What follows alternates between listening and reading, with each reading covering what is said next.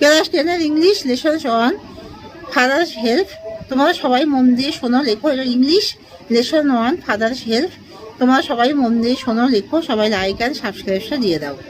তাহলে class 10 English lesson 1 father's help, unit 1।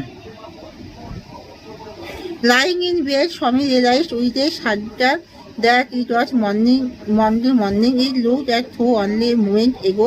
It was Friday. All the Monday was here. He hoped he did not have to go to school. বিছানায় শুয়ে স্বামী বুঝতে পারলো হঠাৎ করে যে এটা সোমবার সকাল। ইট look as through only a moment এগো ইট ওয়াজ ফ্রাইডে। একটু আগে ও মনে হয়েছিল এটা শুক্রবার, কিন্তু যখন সোমবার এসে গেল তার আশা করলো যে আজকে সে স্কুলে যাবে না। এক 9 o'clock Swaminathan well I have a হেডেজ।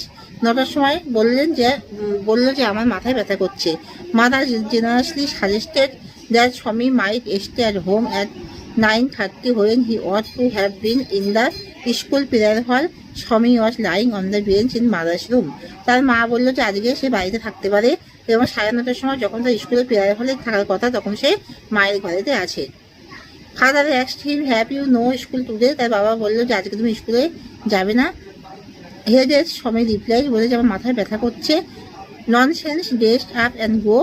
যত সব বাজে কথা, তুমি ড্রেস পরো এবং যাও। Leave about place on Sundays and you will be without headache on Monday. রবিবার দিনকে এত ঘোরাফেরা করো এবং you will be without headache on Monday, তাই জন্য তোমার সোমবারে এত মাথা ব্যথা করে। স্বামী knew how strict his father could be. তার বাবা যে এত কঠোর সেটা স্বামী জানতো।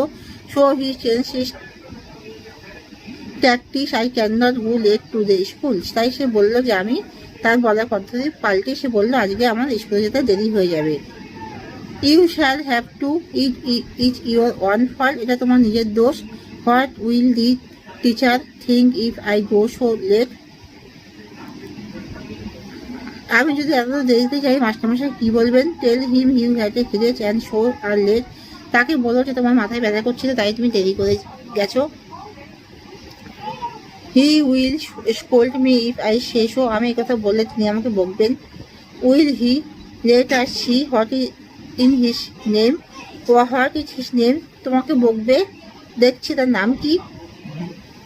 Does he always scold the students. তিনি কি সবসময় ছাত্রছাত্রীদের বকাবকি করেন। He is a very angry man. তিনি খুব রাগী। He is specially angry with boys who came in late. I would not like to go late to Shyamli's class. তিনি যখনই ছাত্রছাত্রীরা দেরি করে আসেন তিনি বকাবকি করেন। আমি শ্যামলি ক্লাসে দেরি করে যেতে পারব।